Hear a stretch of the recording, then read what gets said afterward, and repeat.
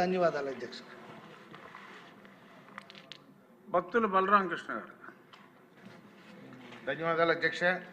కొంచెం బ్రీఫ్గా చెప్పండి. ఒక 4 పాయింట్లు అధ్యక్ష, ముఖ్యమైన దయచేసి. అధ్యక్ష, మా రాజానగరం నియోజకవర్గంలో ఈ యొక్క ప్రభుత్వ హాస్పిటల్ ఇంకా కూడా కొంచెం మెరుగు చేయాల్సినటువంటి పరిస్థితి ఉంది అధ్యక్ష.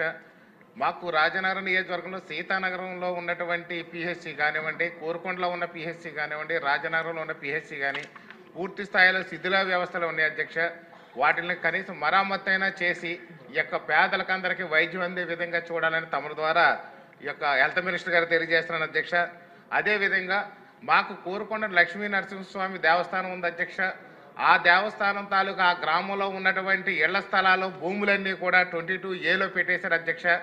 వాటిల్ని తొలగించాలని చెప్పి 2019లో మన గౌరవ ముఖ్యమంత్రి నారా చంద్రబాబు నాయుడు గారు అప్పుడు జీవో ఇచ్చారు అధ్యక్ష. గత వైసీపీ పాలనలో జీవోను అమలు చేయలేదు అధ్యక్ష.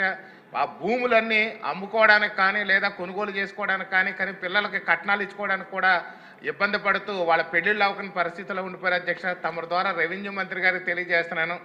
అదేవిధంగా చూస్తే లా అండ్ ఆర్డర్ విషయంలో చూస్తే గ్రామీణ ప్రాంతాల్లో ఈ మధ్య మైనర్ బాలికలందరూ కూడా ప్రేమ పేరుతో అండర్ ఏజ్లో వాళ్ళందరూ కూడా ప్రేమించి లేచిపోతాలు ఎక్కువ జరుగుతున్నాయి అధ్యక్ష. దీని మీద ప్రభుత్వం ఒక మంచి ఆలోచనతో ఈ యొక్క హోమ్ డిపార్ట్మెంట్ దాని మీద చర్యలు తీసుకోవాలని ఒక డిపార్ట్మెంట్ ద్వారా ICDS ద్వారా కానీ లేదా సంబంధిత శాఖల ద్వారా ఈ యొక్క మైనర్ బాలికలందరికీ కూడా కొంచెం కౌన్సిలింగ్ ఏదైనా ఇచ్చి ఈ ప్రేమలు అనే పేరుతో వాళ్ళ జీవితాన్ని నాశనం చేసుకుంటున్నటువంటి ఆడబిడ్డలు రక్షించాల్సినటువంటి అవసరం ఉంది అధ్యక్ష. తమ ద్వారా తెలియజేస్తున్నాను. అలాగే ఆన్లైన్ యాప్ల ద్వారా కూడా యువత అంతా కూడా సర్వనాశనం అయిపోతున్నారు అధ్యక్ష. వారి బూత్ ఫోటోలన్నీ ఈ యొక్క సోషల్ మీడియాలో పెట్టడం వల్ల మాకు రాజానగరంలో రీసెంట్గా ఒక అతను ఆత్మహత్య చేసుకుని చనిపోయాడు అధ్యక్ష. చాలా భయంకరంగా ఉంది. ఆన్లైన్ యాప్లను కూడా కంట్రోల్ చేయాలని తమ ద్వారా తెలియజేస్తున్నారు అధ్యక్ష. చివరిగా అధ్యక్ష, మాకు పోలీస్ డిపార్ట్మెంట్కి కోరుకొండ సీతానగరంలో పోలీస్ స్టేషన్ లేవు అధ్యక్ష. శిథిల వ్యవస్థలో ఉన్నాయి.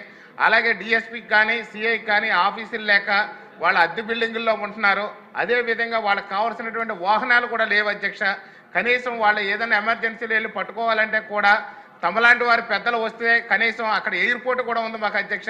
ఎయిర్పోర్ట్ VIPలు తాకిడి ఎక్కువ ఉంటుంది. కనీసం వాళ్ళకి పైలట్ వెహికల్ తీసుకెళ్ళడానికి కూడా వెహికల్స్ లేక ఇబ్బంది పడుతున్నారు అధ్యక్ష. దయచేసి దీన్ని తమ ద్వారా ప్రభుత్వానికి హోమ్ మినిస్టర్ గారికి కూడా తెలియజేస్తాను, చర్యలు తీసుకోవాల్సిందిగా కోరుతున్నాను అధ్యక్ష. ధన్యవాదాలు అధ్యక్ష. MS రాజు గారు.